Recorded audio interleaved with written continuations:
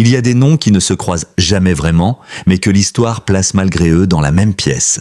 Adeline Blondiau et Laetitia Hallyday appartiennent à deux époques différentes de la vie de Johnny Hallyday. L'une incarne la jeunesse brûlante, les années d'excès, les promesses trop rapides, les blessures que l'on tait pour continuer à vivre. L'autre représente les dernières années, la famille recomposée, la gestion de l'image, l'héritage, la mémoire officielle du chanteur. Entre elles, il n'y a pas seulement un homme, il y a un mythe français, une machine médiatique, des fans, des avocats, des enfants, des souvenirs contradictoires et une question que beaucoup n'osent poser qu'à voix basse. Qui a vraiment le droit de raconter Johnny ? À 55 ans, Adeline Blondiau n'a plus le visage d'une jeune femme happée par un monde trop grand pour elle. Elle a traversé la télévision, la notoriété, les ruptures, la reconstruction. Elle n'apparaît plus comme un simple chapitre sentimental dans la vie d'un chanteur célèbre. Elle est devenue une femme qui regarde son passé avec distance, parfois avec douleur, souvent avec lucidité. Alors, lorsqu'on évoque aujourd'hui Laetitia Hallyday, ce n'est pas forcément pour opposer deux femmes. Ce serait trop facile, trop brutal, trop pauvre. La vraie question est ailleurs. Comment une ancienne épouse, longtemps réduite à son histoire avec Johnny, observe-t-elle la manière dont la dernière épouse est devenue gardienne de la légende ? Ce silence, s'il se brise, ne fait pas forcément du bruit. Il peut prendre la forme d'un recul, d'une phrase mesurée, d'un refus de participer au grand théâtre. Mais dans l'univers Hallyday, même le silence parle. Pour comprendre ce que représente Adeline Blondiau dans l'histoire Hallyday, il faut revenir à une époque où Johnny n'était pas encore cette figure patrimoniale figée dans les hommages, les documentaires et les conflits successoraux. Il était encore un homme de scène incandescent, une star capable de remplir les salles, de fasciner les foules, mais aussi de provoquer autour de lui un tourbillon affectif presque impossible à maîtriser. Adeline arrive dans cette histoire très jeune. Fille de Long Chris, proche de l'univers musical de Johnny, elle connaît le chanteur avant que leur relation ne devienne un sujet de presse. Leur mariage frappe les esprits, non seulement à cause de l'écart d'âge, mais parce qu'il met en scène une forme de vertige. Une jeune femme encore en train de se construire entre soudain dans la vie d'un monument national. Ce mariage, puis la séparation, puis le remariage, puis la rupture définitive composent une séquence qui restera longtemps associée à l'image publique d'Adeline. Même lorsqu'elle poursuit sa carrière, notamment à la télévision, l'ombre de Johnny demeure. Elle ne peut pas y échapper complètement. Elle peut seulement apprendre à vivre avec. Laetitia, elle, apparaît plus tard. Son histoire avec Johnny commence dans une autre période. Le chanteur a changé d'âge, de rythme, d'entourage. La relation s'inscrit dans une durée plus longue. Elle devient l'épouse des dernières années, la mère de Jade et Joy, la femme qui accompagne Johnny jusqu'à sa mort. Après 2017, elle devient aussi celle autour de qui se cristallisent les débats sur l'héritage, la mémoire et l'accès au récit intime du chanteur. Adeline et Laetitia ne racontent donc pas la même chose. L'une renvoie au passé sentimental et tumultueux d'un Johnny encore traversé par ses excès. L'autre renvoie à la fin de vie, à la famille, à la succession, à la gestion d'un nom devenu presque institutionnel. Ce reportage ne cherche pas à désigner une coupable ni à opposer deux femmes dans un duel artificiel. Il tente plutôt de comprendre pourquoi, dans l'imaginaire collectif, le silence d'Adeline Blondiau sur Laetitia Hallyday intrigue autant. Avant d'être un nom associé à Johnny Hallyday, Adeline Blondiau est une jeune femme née dans un environnement déjà proche du spectacle. Son père, Long Chris, appartient à l'univers musical et artistique qui gravite autour de Johnny. Ce détail est essentiel, car il montre que la rencontre ne surgit pas dans un vide. Adeline n'entre pas dans un conte de fées venu de nulle part. Elle grandit à proximité d'un monde où la célébrité, la musique et les figures publiques font partie du décor. Mais connaître un milieu ne signifie pas être préparé à tout ce qu'il impose. Être proche d'un artiste célèbre, ce n'est pas la même chose que devenir l'épouse de Johnny Hallyday. Le passage est immense. Il transforme une trajectoire personnelle en sujet national, il transforme une histoire privée en feuilleton. Lorsqu'Adeline épouse Johnny, elle est encore très jeune. Le regard médiatique se pose immédiatement sur elle avec une intensité difficile à imaginer pour une personne de son âge. On ne lui laisse pas seulement le rôle d'amoureuse ou d'épouse.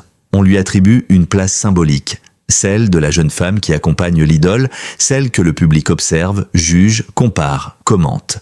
Dans ce genre d'histoire, la différence d'âge devient un sujet permanent. Les gestes les plus simples sont interprétés. Les silences deviennent des indices. Les sourires sont disséqués.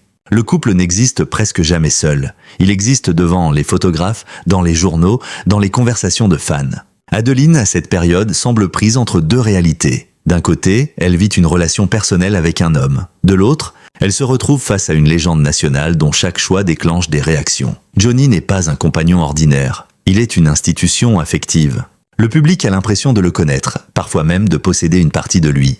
Cette confusion entre amour privé et possession publique crée une tension. Peut-on construire une relation lorsque des millions de regards s'invitent dans la maison? Peut-on être simplement soi-même lorsque chaque apparition devient une image à commenter? La trajectoire d'Adeline montre combien il est difficile d'exister à côté d'un mythe. Dans l'histoire officielle, elle risque souvent d'être réduite à une formule, l'ancienne épouse de Johnny. Pourtant, cette formule efface tout le reste. Elle efface la jeunesse, elle efface la pression, elle efface la violence symbolique d'une célébrité qui ne choisit pas toujours ses victimes.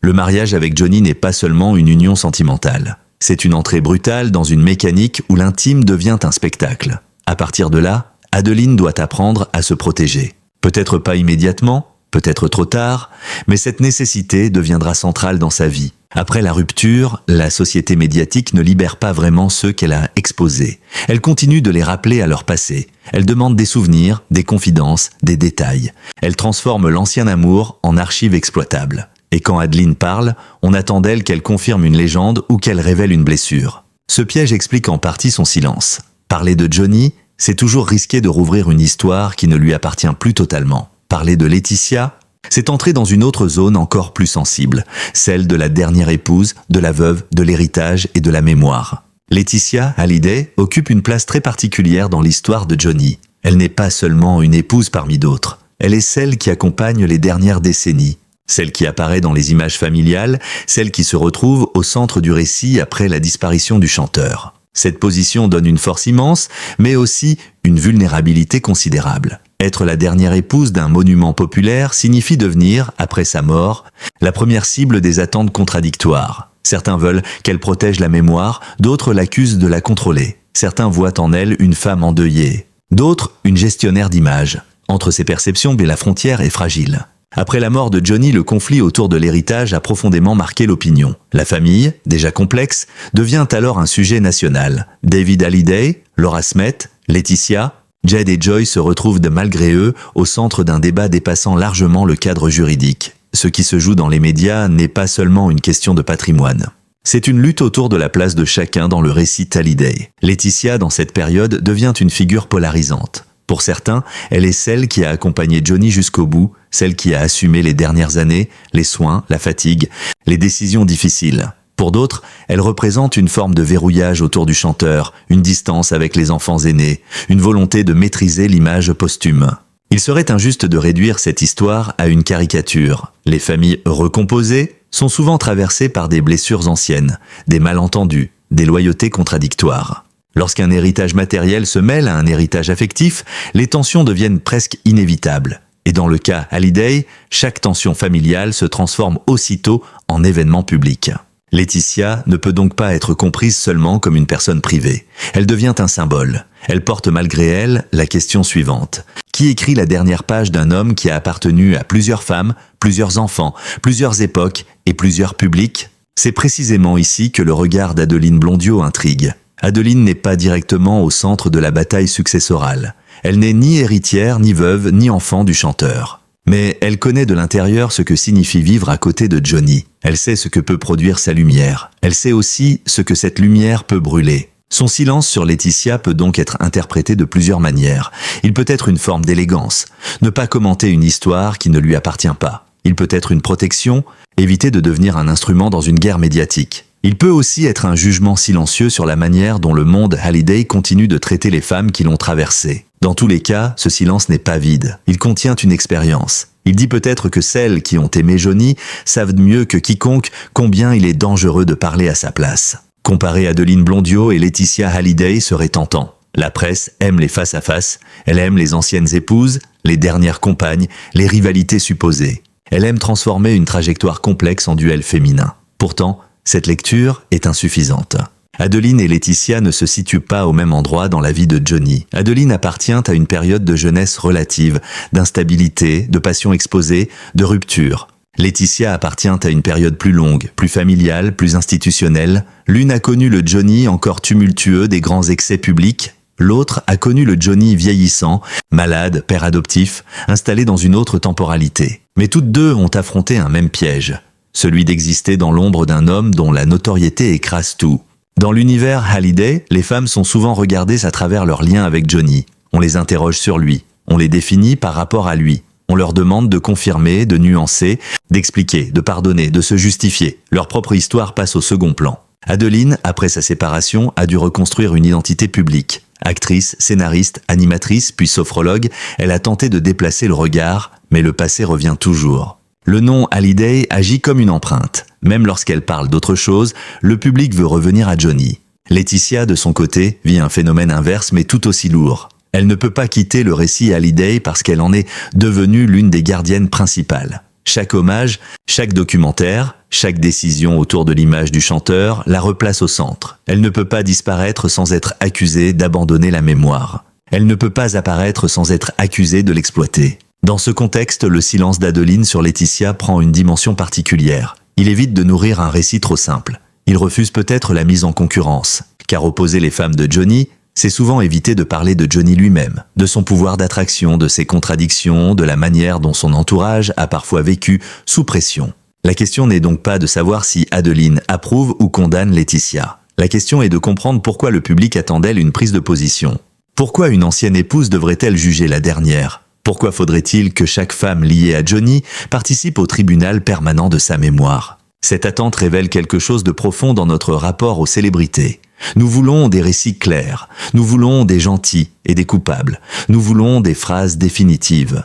Mais les vies réelles ne fonctionnent pas ainsi. Elles sont faites de zones grises, de blessures contradictoires, de souvenirs que personne ne possède entièrement. Adeline Blondiau, en restant mesurée, rappelle peut-être une évidence oubliée. La vérité intime ne se livre pas toujours sous forme de scandale. Parfois, elle se trouve dans le refus de commenter. Depuis la mort de Johnny Hallyday, la France n'a jamais vraiment cessé de parler de lui.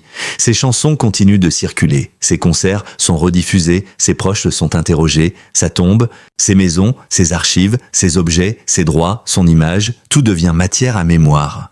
Mais une mémoire célèbre n'est jamais neutre. Elle se construit, se dispute, se vend parfois, se défend souvent. Autour de Johnny, chacun possède une version. Les fans ont la leur. Les enfants ont la leur, les anciennes compagnes ont la leur, Laetitia a la sienne. Adeline aussi, même si elle choisit de ne pas toujours l'exposer. Dans cette mosaïque, aucune voix ne peut prétendre posséder l'homme entier. Johnny fut un artiste, un père, un mari, un ex-mari, un ami, un employeur, une icône. Il fut aimé différemment selon les périodes. Il fut probablement compris et incompris par ceux qui l'ont approché. Sa légende est immense justement parce qu'elle déborde toutes les versions individuelles. Laetitia Hallyday, en tant que dernière épouse, a hérité d'une responsabilité complexe. Elle doit protéger une mémoire tout en vivant avec les critiques. Elle doit honorer l'homme qu'elle a aimé, tout en assumant les conséquences publiques de décisions privées. Son rôle n'est pas simple même lorsqu'il est contesté. Adeline Blondiau, en tant qu'ancienne épouse, occupe une position différente. Elle n'a pas à administrer l'héritage, elle n'a pas à parler au nom de la fin. Mais elle porte une mémoire antérieure, celle d'un Johnny plus jeune, plus excessif, plus instable peut-être. Cette mémoire-là dérange parfois parce qu'elle rappelle que les légendes ne naissent pas propres et lisses. Elles se construisent aussi sur des douleurs. À 55 ans, Adeline n'a sans doute plus besoin de prouver qu'elle a existé en dehors de Johnny. C'est peut-être cela, le véritable silence brisé, non pas une attaque contre Laetitia, non pas une révélation fracassante, mais une manière de reprendre sa place, celle d'une femme qui a vécu une histoire, qui en connaît le poids, et qui refuse que son passé soit utilisé comme une arme contre une autre femme. Dans cette perspective, Laetitia n'est pas seulement un sujet de commentaires. Elle devient le miroir d'un système. Un système qui adore les hommes célèbres, puis demande aux femmes autour d'eux de payer le prix émotionnel de leur légende. Un système qui transforme l'amour en archive, la rupture en spectacle, le deuil en feuilleton. Le plus intéressant, finalement, n'est peut-être pas ce qu'Adeline pourrait dire de Laetitia. C'est ce que son silence révèle sur nous. Pourquoi voulons-nous tant qu'elle parle ?